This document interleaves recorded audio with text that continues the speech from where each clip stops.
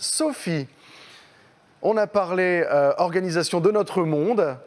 Et là, tu vas organiser un peu notre vie, tu vas nous aider, puisque tu es notre chroniqueuse organisation et rangement. Voici donc le jour du conseil.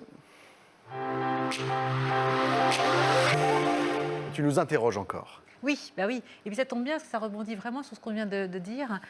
Donc on avait déjà commencé un quiz consommation responsable et il y a tellement de sujets à aborder qu'on était resté un petit peu frustrés. Oui, on n'a pas tout dit encore. On n'a pas tout dit. Donc on s'est dit on va continuer dans les questions. Et donc pour continuer de voir comment améliorer sa santé et celle de la planète. Bien. Alors interroge-nous, on est prêt. On est prêt. Je ne promets pas d'avoir les bonnes réponses, mais... Donc si la question veut bien s'afficher. Alors, affichons la question. Ah, on me dit, voilà, ça arrive. Voilà, d'ici 2030, les hypermarchés devront dédier 5% de leurs rayons au vrac. Est-ce vrai ou est-ce faux? D'ici 2030, 5%. Ah, ça me paraît pas beaucoup. Non, c'est pas beaucoup. Ah ouais. Allez, on dit faux parce que c'est pas beaucoup. Ouais. Parce que c'est pas beaucoup.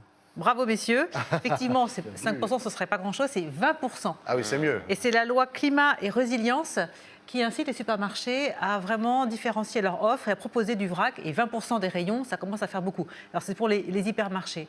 Et ça permet de rendre vraiment le vrac beaucoup plus accessible à tout le monde, de sortir un peu des épiceries spécialisées où certaines personnes n'osent pas aller.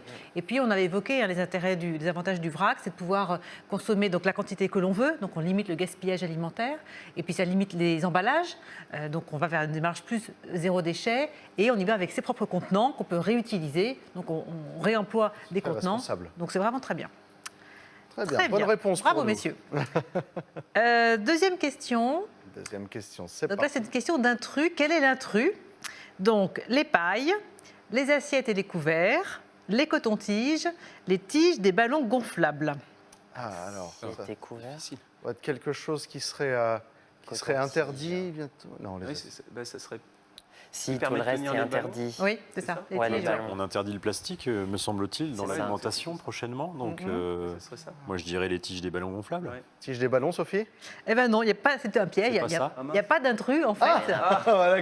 On pouvait réfléchir longtemps. C'est ça. Depuis le 1er janvier 2021, tous ces objets en plastique sont interdits à la vente. Ah oui, assiette aussi, c'est vrai. En plastique. Oui. Donc aujourd'hui, voilà, on a des assiettes en carton, on a des couverts bien en sûr, bambou, oui. on a... C'est pareil, on a des pailles aussi. Mais voilà, c'est pour vraiment limiter tous les objets en plastique à usage unique qui polluent vraiment la planète et pour favoriser l'emploi du réutilisable. Donc des contenants, des assiettes, des couverts en contenant pique-nique, quand on mange avec sa gamelle à l'entreprise, d'avoir du réutilisable, des couverts, des assiettes qu'on va réemployer. Les cotons-tiges, maintenant, la tige est en papier. Oui. Les pailles, c'est pareil, maintenant elles sont Ah oui, là. en bambou. En métal. maintenant- En sucre. En métal, effectivement. En sucre, on la mange avec son cocktail. J'aime bien ça. Donc Ben, voilà, on stoppe au plastique à usage unique. eh bien, c'est dit, Sophie. Je te propose qu'on marque une courte pause